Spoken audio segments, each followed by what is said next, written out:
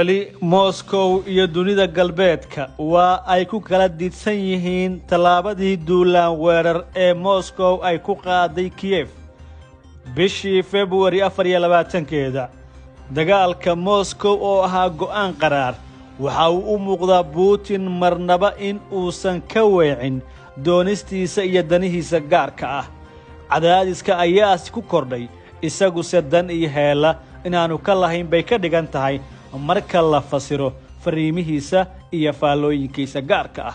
hadda Bulgaria, waqooyiga Macedonia iyo Montenegro ayaa hawadooda ka xiray wasiirka amuuraha dibadda ee dalka Ruushka Sergey Lavrov kadib markii diyaarad uu doonayay inuu ku tago Serbia ay sheegeen dawladahaasi inay u diideen inay isticmaasho hawadooda, taasoo keentay in la baajiyo booqashadiisa sida ay sheegtay wakaaladda wararka.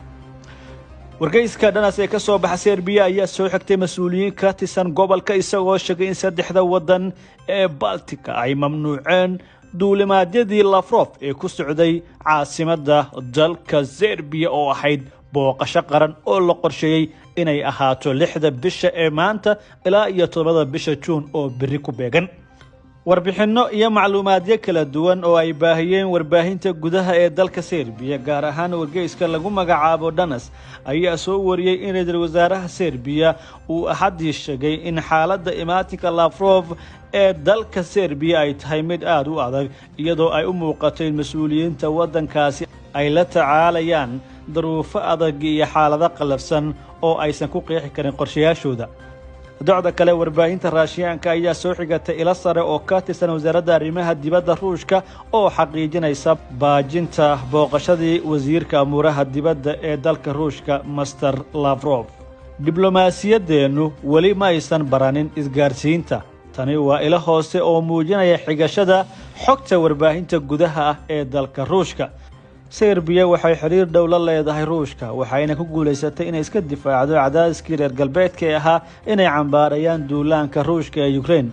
dalku kuma birin cunaqabatayntii reer galbeedka ee Moscow oo waxay ku guuleysteen inay sugaan gaaska dabiiciga ee Ruushka halka wadamo kale la sheegay in laga jaray kadib markii ay diideen dhaqdhaqaaqyada iyo tallaabooyinka Putin.